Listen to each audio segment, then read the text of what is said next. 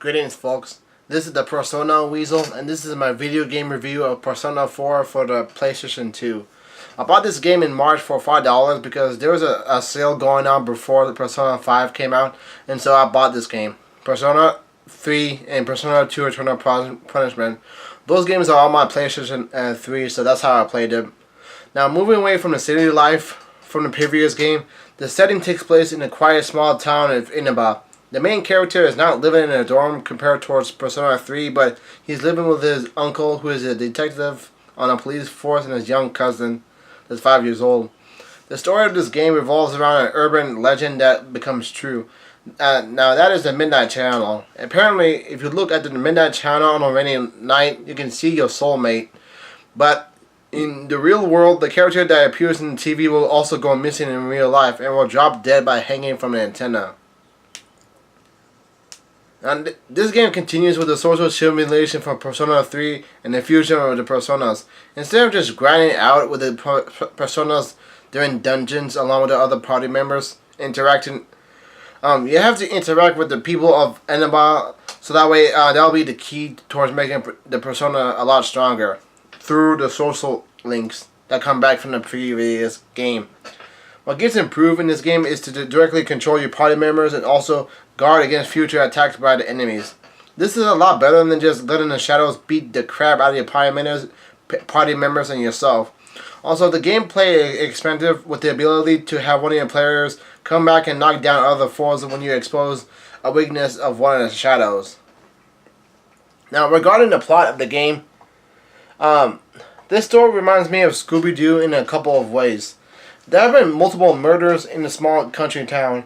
No one knows who did it, and the cops who are trying their hardest to catch a guy, they have little leads on who is doing it right now. So it is up to the gang of teenagers who go to Yasogami High School in order to solve the crime and catch the culprit. Now, what's different in this game is that there isn't one tower or dungeon to explore and take down.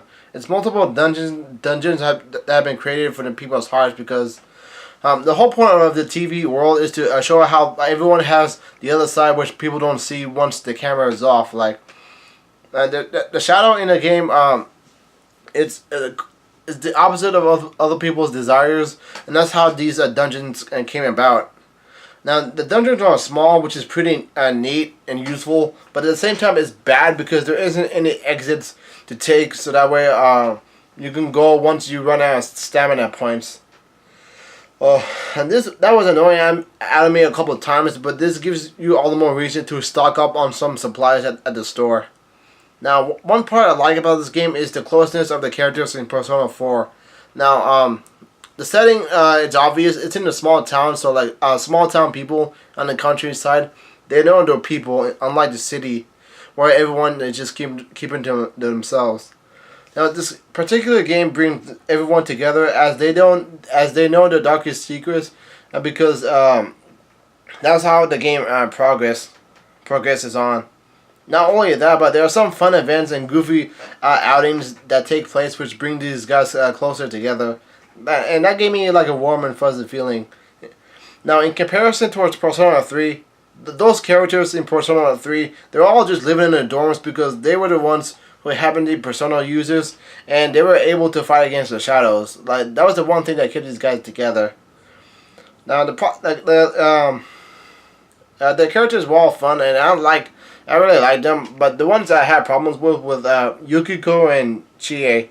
Now, Yukiko was a bit of an airhead because she asks basically dumb questions at certain times, so I didn't like that about her. And her voice, the actress that did her voice, she sort of sounded like a 30-year-old woman. But then again, like, this takes we are dealing with teenagers and high schoolers. Well, the same thing, but they're all growing on the inside, and so their voices will tend to be different. Kanji sounds like a tough guy, but he's a 9th grader. So yeah, like I said before, they are obviously growing, so you have to take what you get out of them. The music of the game was really upbeat and deep when it came towards certain scenes, because during the midnight channel watching, there was some suspense and I liked it. Plus, I really liked the music when the main character, well, one of the main characters came to terms with their own shadows and they accepted them for who they are. That was really deep. So I'll give this game like a 9.5 out of 10 because this is an amazing role-playing game and the characters are really wonderful, immature, goofy, and wild. That's what I liked about them because this, and that the story is awesome and gives the lessons of coming to terms with oneself. I played this game on March 19th, 2017, and I finished it on June 12th, 2017. And this game took me 66 hours to finish.